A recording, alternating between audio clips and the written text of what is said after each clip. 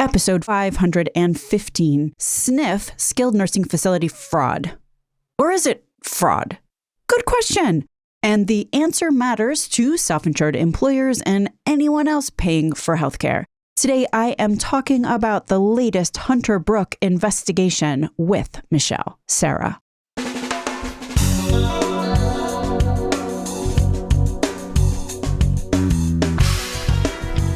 American healthcare entrepreneurs and executives you want to know. Talking. Relentlessly seeking value. Hello, all you Relentless Tribe members. Lately, I have been just obsessed with what's hiding in plain sight. The root cause glitches in how American healthcare is built. Not the symptoms now, not the noise, the actual ground zero. I mean, what we call healthcare in this country is really, if you think about it, a pretty bizarre construct. It's kind of a Franken machine stitched together from misaligned incentives and historical accidents. So if the goal is to actually fix healthcare in this country, you got to hit these underlying pressure points. And if you do, you don't just get incremental improvement, you really get a massive unlock. I feel like the Relentless Tribe, by the way, is inching our way. There's a number of you who are inching your way toward these kind of first principle truths. So look out for us, world. We're coming, is all I can say.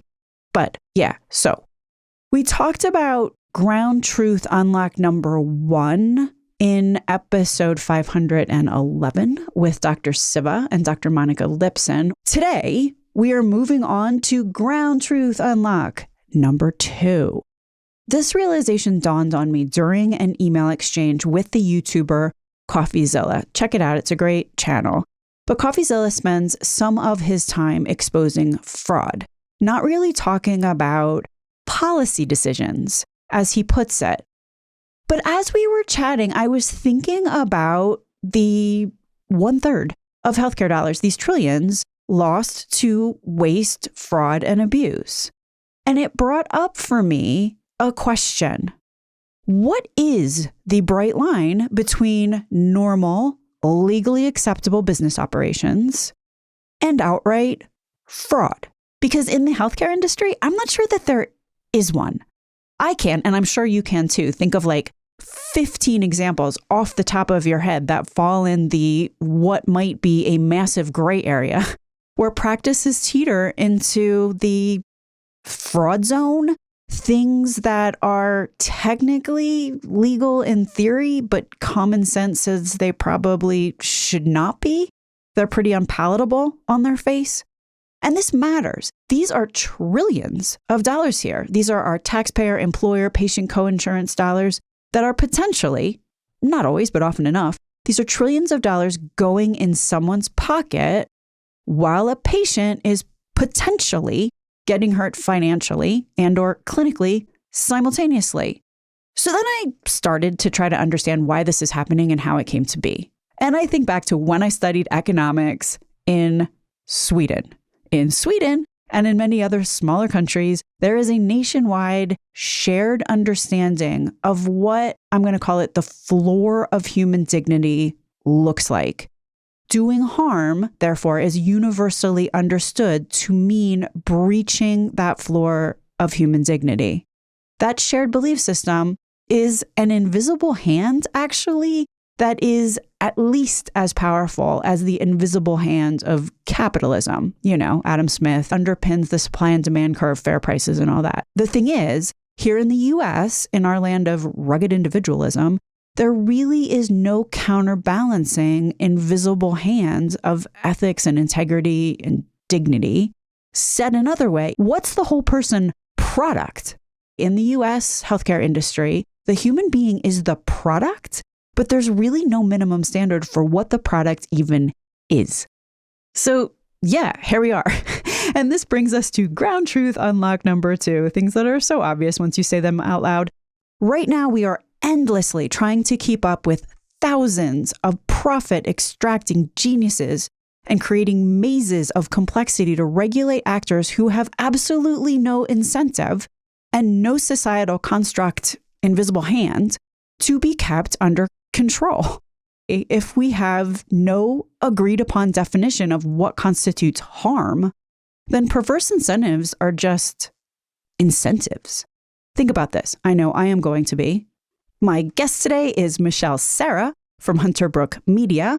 Today, we are unpacking their latest investigation. If you recall, their earlier one was about offshore GPOs taking rebates on behalf of PBMs.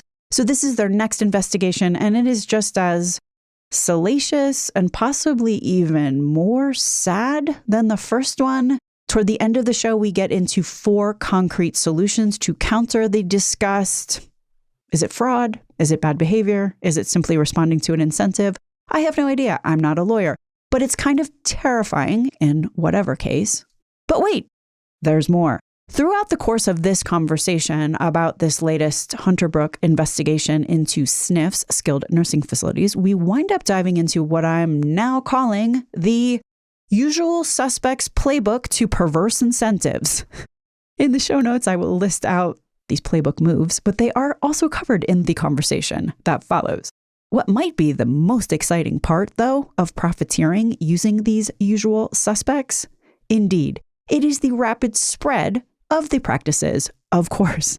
Once one private equity funded or publicly traded entity figures out a trick and starts making money using it, the trick becomes a best practice and discussed on earnings calls, and then justifies executive comp incentives across the industry tied to exploiting said identified in air quotes opportunities, right? So if you're an executive and you don't do these things now, you are at a disadvantage or you might get fired.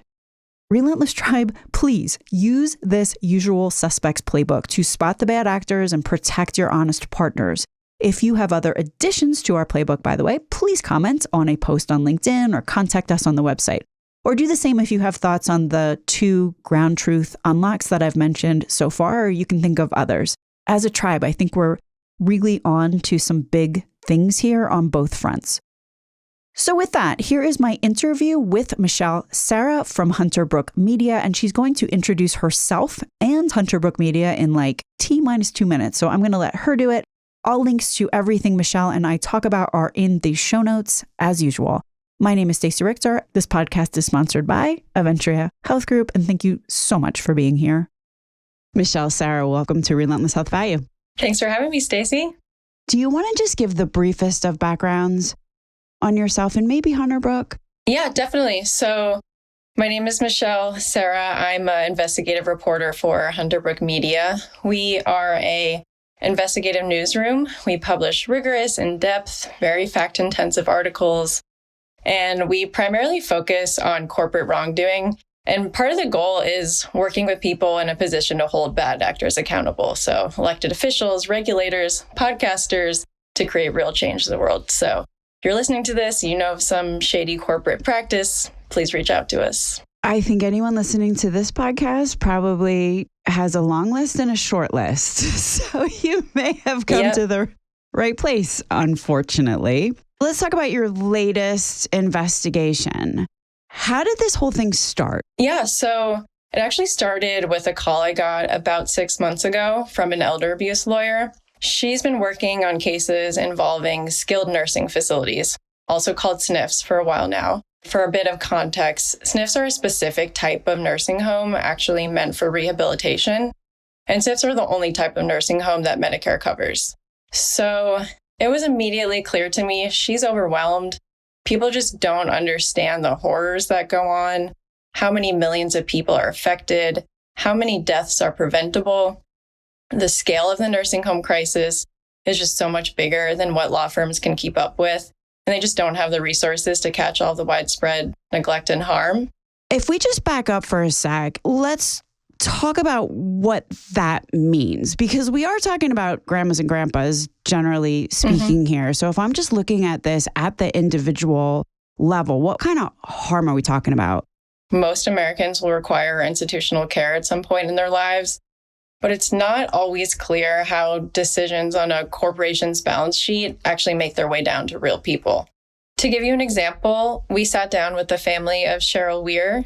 It started out for Cheryl with respiratory issues that led her to a facility operated by a big skilled nursing chain where she was supposed to be rehabilitated. Instead, her family told us neglect led to her untimely death. Cheryl's family and her roommate, who we also spoke with, told us what happened. On the day Cheryl died, they were trying to wean her off her ventilator, and though she was struggling to breathe, nobody was monitoring her. Cheryl and her roommate were both dependent on ventilators, so they couldn't scream for help.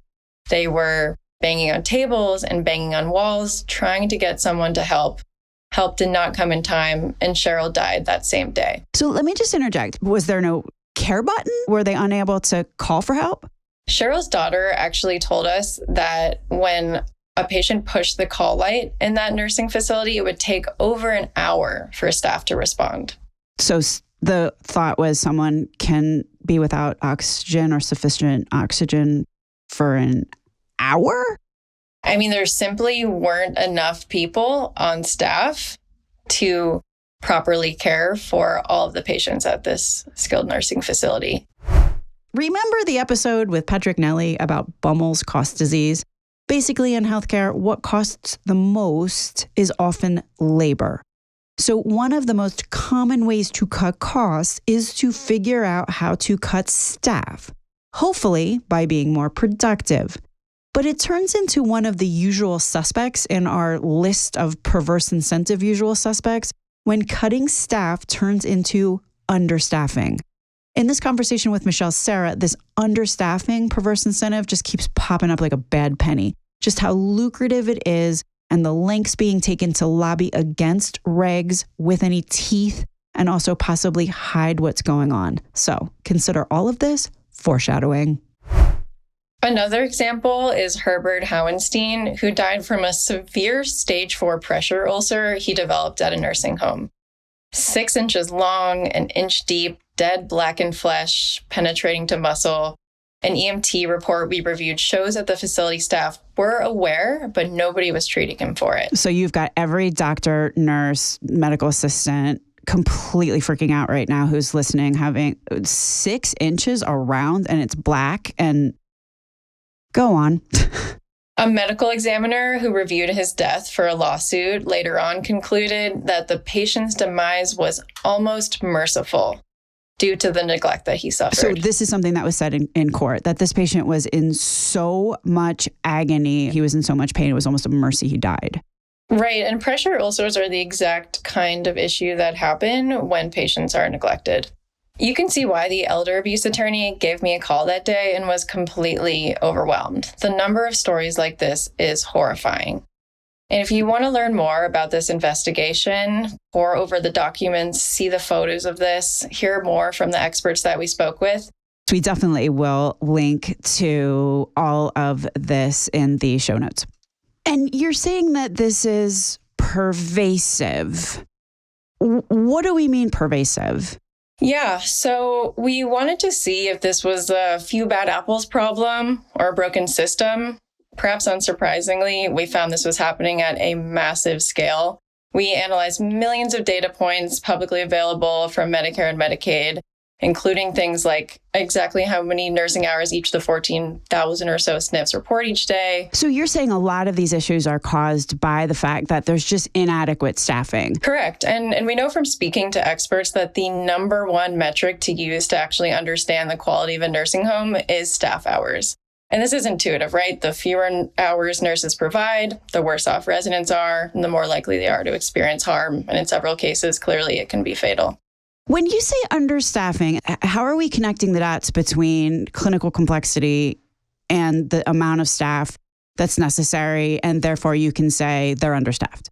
Right. So the way it works is that resident populations that have more complex needs, basically, if your patients are sicker, the government will give you more money, specifically calibrated to care for those needs. So what we found is these chains will actually seek out sicker patients to maximize reimbursement.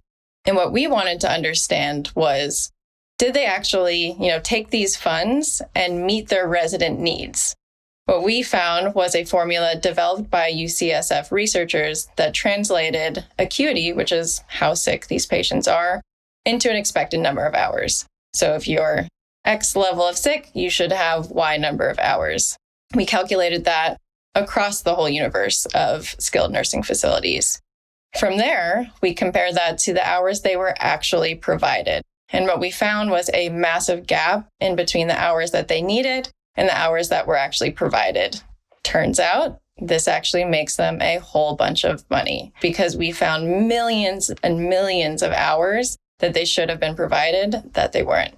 Is this something, though, that just, and I'm going to say this in probably the worst possible way, but is this something that just, it is what it is? I mean, this is a very difficult patient population, and maybe it wouldn't matter how much staff you had, you would still have issues that were popping up. That's probably the defense the industry would give you. Difficult population, margins are thin, things happen. But the SNF itself is explicitly designed to care for patients with complex needs. I mean, it's called skilled nursing. They are a type of nursing home intended to care for people who have just left the hospital.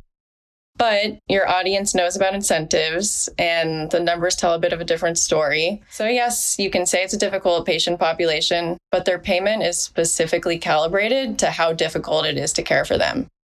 And we found they seek that out in the first place. So chains shop around for the sickest patients to maximize payment, and then staff to a level below what those patients need. They keep the difference, and this makes them extremely profitable. And I'm sure upcoding is in the mix here, right? Like, I mean, I feel like we're just tripping over all of the usual suspects, to be perfectly frank. So we've got an entity that takes Medicare. So they have now all of the incentives that a facility that takes Medicare offers, one of them being clinical complexity of the patient population.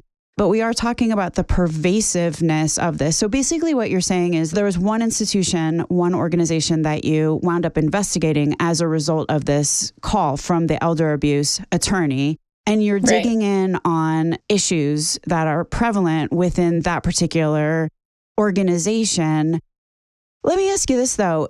Since this is an entity that takes Medicare, there are the ratings. You can look up online and find, so is this reflective? I mean, this is a 1-star place.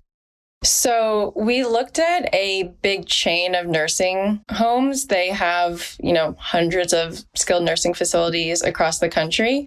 And you brought up these star ratings, which I think is really important because these star ratings that you can see on CMS's website are what consumers actually use to decide which nursing home they want to place their loved one in. And what we learned from former employees of this chain is that manipulation of these star ratings is rampant. How that happens is what informs these star ratings are assessments that the facility assesses and reports themselves. So these are self-reported. We're grading our own homework. We're grading our own homework. This is self-reported data. And it's tough because consumers don't have a whole lot of information they can use when they're deciding which nursing home to choose. So, I'm a gigantic chain. Am I on the stock market? Like, this is a public company, public for-profit company here we're talking about. That's right. It's a public for-profit company. They have shareholders to answer to. And when a public company demonstrates that this model works, as in you can grow revenue by taking away care and manipulating metrics, others are going to notice. There's also quite a bit of private equity involved here, and everyone's going to follow the leader. And from a purely profit perspective, they'd be right too. The chain we looked at has a market cap of over $10 billion. There is money to be made from not providing care to sick patients. One expert actually told us that this chain is the model, as in other chains benchmark themselves against them. And so how do you keep growing? Acquisitions, spread the model to more and more facilities nationwide. The chain we researched is growing rapidly. And what we saw happening was, as an acquisition happens, it tends to be accompanied by staffing cuts that only get worse over time. Additionally, the demographics make this a lucrative market. The 65 plus population in the US keeps climbing. The customer base is growing, and so are the risks to this vulnerable population. If I am reading the investment prospectus, you can see what it says, right? Yes. Like the TAM is growing, number one, because as you just said, we have a population, the over 65 plus is a exploding market. So the market cap, who knows if it's already a $10 billion company. But it sounds like this organization has really come up with a great business by cutting staffing to what sounds like unsafe levels and then grade your own homework so no one notices? We actually saw in their 10Ks that they specifically seek out distressed and struggling nursing homes and then transform them, they say, into highly rated 5-star nursing homes. As we know, these metrics and star ratings are not always an accurate depiction of reality. So in other words, this organization is growing, very highly successful if you're on the market. And I'm not necessarily saying that as a stock tip, listeners. I hope no one's thinking this. So it sounds like what this organization is doing is become a $10 billion organization by buying up by acquisition, which is a very common strategy across this market. So they buy up struggling facilities, struggling existing SNFs. They grade their own homework, so star ratings go up. Obviously, they've got some proprietary formula by which that happens. But at the same time, they're cutting staffing because that's how they're making the financials work out. So their star ratings are going up and their staffing levels are going down simultaneously. Right. And another interesting thing that we learned from former employees is that registered nurses, the highest paid, highest skilled labor, are the ones that get cut first. So a really interesting pattern we saw, and we analyzed like hundreds of facilities that this was happening at. And if a facility is acquired by this chain, RN hours drop significantly. They just shoot down when the facility gets acquired by this for-profit chain. All right, let's just run through our perverse incentives playbook of usual suspects that we're collecting here. First one, perverse incentives that result in profiteering, the mother of all of them being to cut staffing because of Bummel's cost disease. Number 2, playbook entry. Figure out how to grade your own homework so you can obscure the impact of aforementioned profiteering. And how do you know all this? So we analyzed millions of data points from CMS. This is all publicly available data. Anyone can do it. You can go to this website and download it. We looked at nursing hours. We looked at expenses. We looked at related party transactions, which is just another fancy way for saying companies that they own or control themselves, that they pay themselves for goods and services. We spoke with former employees, we spoke with residents, we spoke with family members and experts, and put that all together. You are taking sworn depositions, you're having all of these interviews, you're looking over publicly available data, you're doing the math yourself. X plus Y equals Z. Then you're comparing that to what this organization is publicly stating in their own homework that they graded themselves and popped up on the CMS websites, et cetera. And you're just seeing a stark difference in what is being stated publicly. And I want to come back to the incentives thing for a moment, because one of the things we found in our research, and just to give you an example, there was a lawsuit over a resident death in Arizona where one facility manager revealed that his bonus was tied directly to revenue minus expenses. So by understaffing the facility, the manager was able to increase his bonus from $400,000 to over $800,000 in a single year. That was in a sworn deposition. And the lawsuit says that the resident died as a result of neglect. But the staffing cuts made the manager more money. And this can obviously be applied at a much larger scale. Take in sicker patients, increase reimbursement from the government, and cut staffing, the biggest expense, as much as possible. So this manager was already going to make a $400,000 bonus. Yes. And the incentive is net profit. Take the overall gross revenue, subtract the expenses.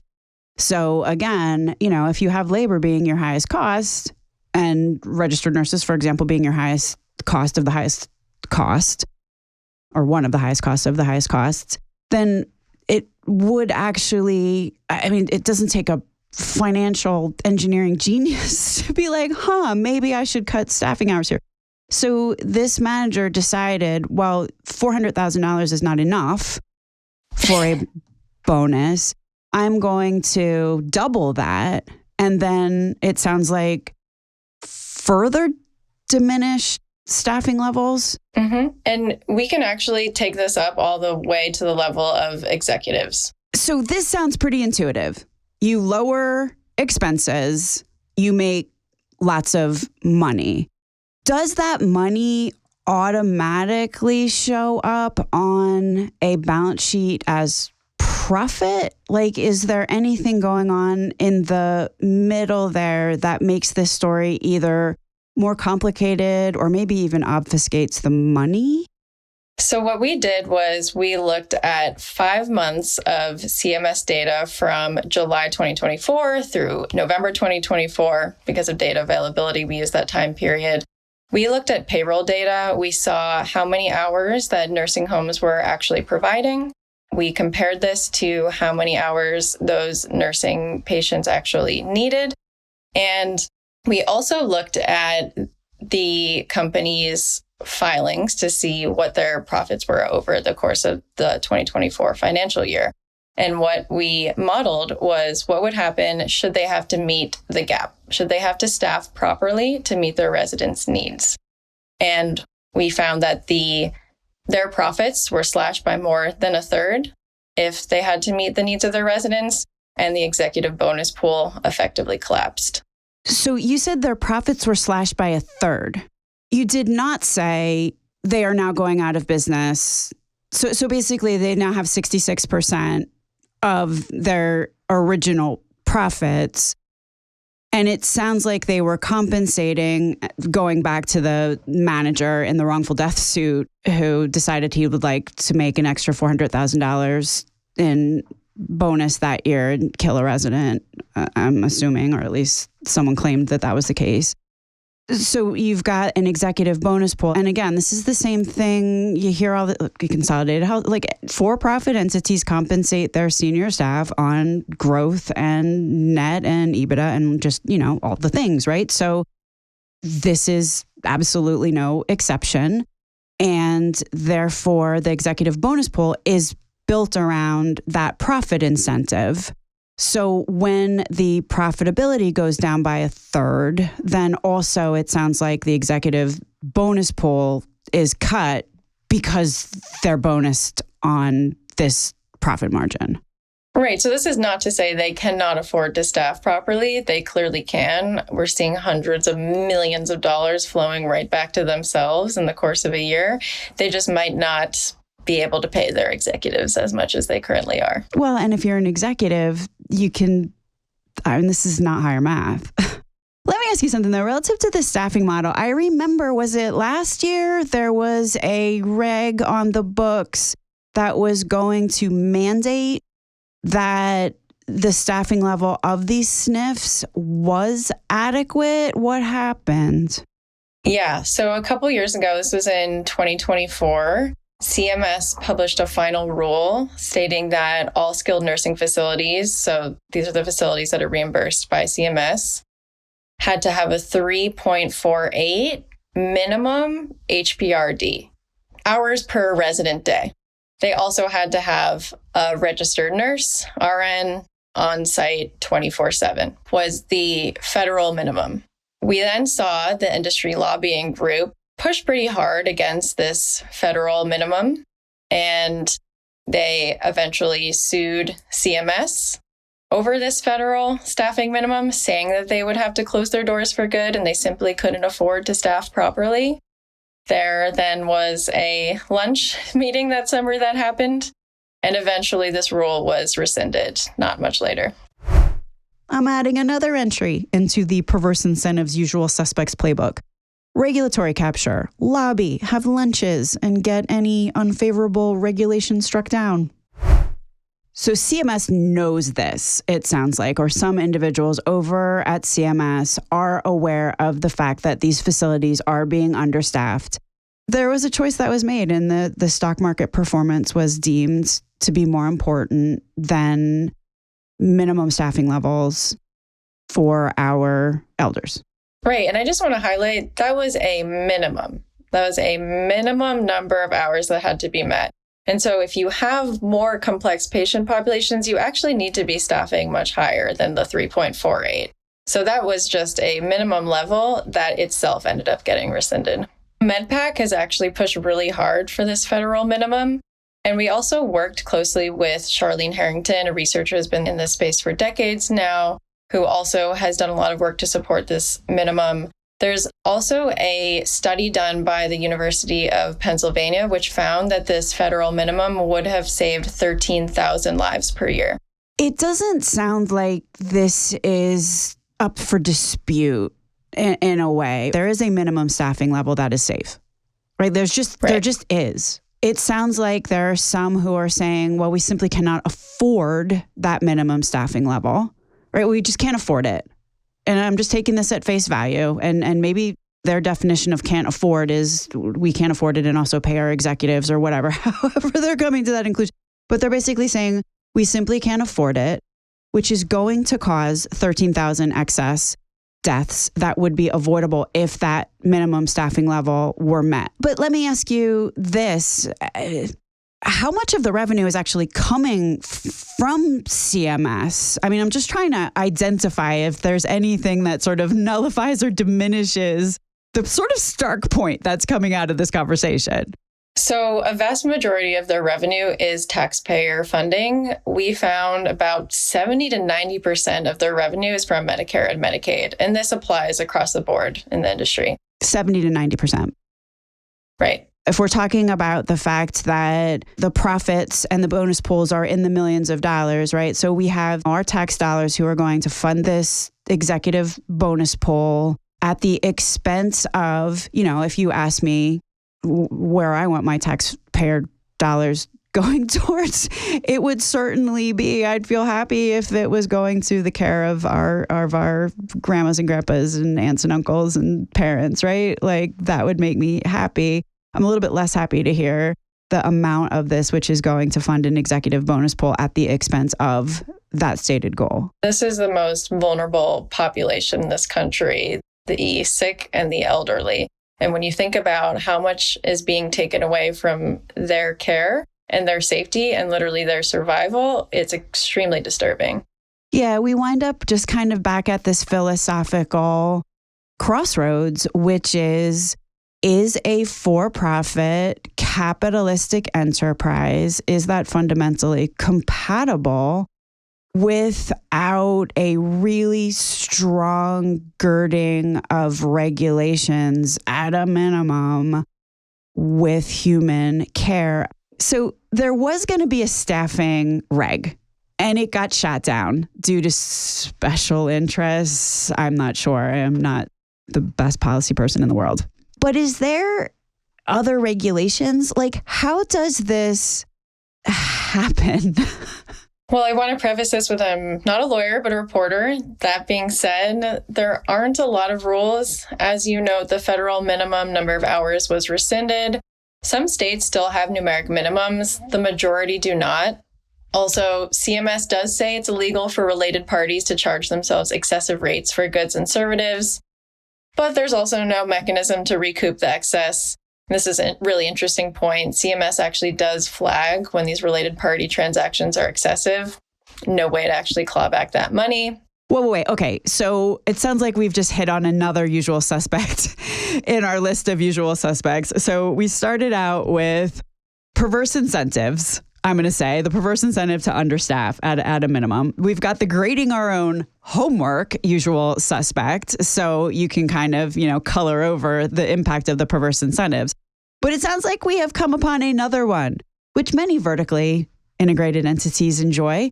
The idea of paying related parties, in other words, paying sister companies that you already own, you pay them more, which can diminish the balance sheet. Like, this is a very common ploy. Listen to the show with Preston Alexander for vertically integrated entities, for example. But basically what you're saying, these SNFs have related parties, so they have other entities that they're own. To what ends? You know what I mean? Like, am I doing that so that I can cry poor? Like, why am I doing this? Why am I overpaying somebody else that I own? Well, it's just kind of a financial engineering scheme that allows them to pass public funding through all of these subsidiaries and intermediaries straight back to corporate. A medical device, rent, insurance, pharmacy, all of those kinds of things, they can charge themselves more or less whatever they want for it, and then can keep the excess. And the really interesting thing is that CMS knows this, they're flagging it, and that money is not recouped. So any given facility may be engaging in overcharging, but CMS can't get the money back? Right. So what CMS does know is they look at the fair market rate for these goods and services.